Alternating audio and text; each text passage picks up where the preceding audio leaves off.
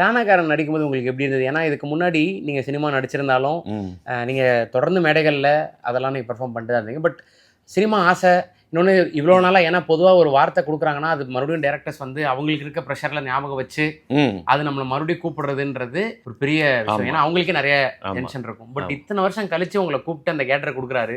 அது நீங்க நடிக்கும்போது உங்களுக்கு எவ்வளோ சந்தோஷமா இருந்தது? ரொம்ப சந்தோஷம். அதாவது அந்த அந்த அந்த கேரக்டருக்கு அவ்வளோ பெரிய கேரக்டருக்கு ஒரு புதுசாக ஒரு என்ட்ரு ஆகிற ஒருத்தனுக்கு கொடுக்கணும்னு அவசியம் கிடையாது. எத்தனையோ ஆர்டிஸ்ட் அவங்களுக்கு வந்து சம்பளம் கொடுத்து பண்ண முடியும், எல்லாம் பண்ண முடியும். அதில் என்னமோ தெரியல, அவர் உறுதியாக இருந்துட்டார்.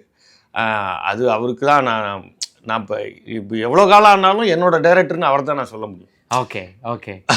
சூப்பர். ஆமாம், அப்படி தான் நான் சொல்லுவேன். இப்போல்லாம் அவருக்கு இப்போ மார்ஷல் பண்ணேன்னா மார்ஷலுக்கு அவருக்கு கூப்பிட்டாருன்னா நான் என்ன ஒன்றுமே இப்போ இது பண்ண முடியாதுல்ல. அதனால் அவர் அந்த ரோல் கொடுத்து அது பண்ணிடுவீங்க அப்படின்னு நம்புறாருல, அந்த நம்பிக்கையை நம்மளை ஒர்க் பண்ண வைக்க முடியும். ஓகே. ஏன்னா டானாக்காரன் வந்து எல்லாராலும் செலிப்ரேட் பண்ணப்பட்ட படம்.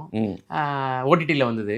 பட் இப்போ நம்மள மாதிரி இப்போ உங்களை மாதிரியான ஒரு கலைஞர்களுக்கு வந்து ரொம்ப வருஷங்கள் ஆசைப்பட்டு ஒரு விஷயம் நடக்குது அப்படிங்கும்போது அது தேட்டரில் வரலையேன்ற வருத்தம் வந்து இருந்தது தான். தேட்டரில் வரலையே அப்படின்னு அந்த நேரம் ரொம்ப தள்ளி போனது. ஒரு 2010 அந்த முன்னாடியே ரிலீஸ் பண்ணியிருந்துருக்க முடியும். அது எல்லாமே பயந்தாங்க, தேட்டருக்கு ஆள் வரமாட்டாங்கன்னு அவங்க பயந்துட்டாங்க. கோவிட் டைமாக இருக்குது, அவங்க எப்படி வருவாங்களா இல்லையான்னு அவங்களுக்கு டவுட் இருந்துச்சு.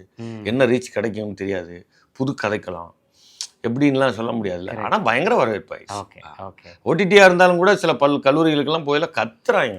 படம் அவ்வளோ ஒரு ரீச் தான் அது. ஏன்னா அந்த படத்தில் வந்து உங்களுக்கான ஸ்பேஸ்ன்றது ஒரு குறிப்பிட்ட ஸ்பேஸ் தான் இருக்கும். ஆனால் அந்த ஸ்பேஸில் படம் முடிஞ்சு வெளியே வந்ததுக்கப்புறமும் உங்களுடைய கேரக்டர் வந்து மனசில், ஏன்னா ரிவ்யூவில் அதில் இந்த அவங்க ரிவெஞ்ச் எடுக்கிறதே எனக்காக தான், உங்களுக்காக டெத்துக்காக தானே அவங்க ரிவெஞ்ச் எடுக்கிறேன். அப்போ நான் படம் ஃபுல்லாக இருக்கிறதா அர்த்தம். கரெக்ட். அந்த கதையில் நான் ஃபுல்லாக நான் இறந்துட்டாலும் எனக்காக சித்தப்பாக்காக செய்யணும்டா, சித்தப்பா பிள்ளைங்களுக்காக செய்யணும் அப்படின்னு செய்கிறதுனால அந்த என் கேரக்டர் அந்த மறுபடியும் அவங்க நினச்சி பார்க்கையில் அந்த குழந்தைகளோட விளையாண்டது அதெல்லாம் காட்சியாக வரும்ல. அப்போ படம் முழுக்க நம்மளா இருக்க மாதிரியே ஃபீல். ஓகே.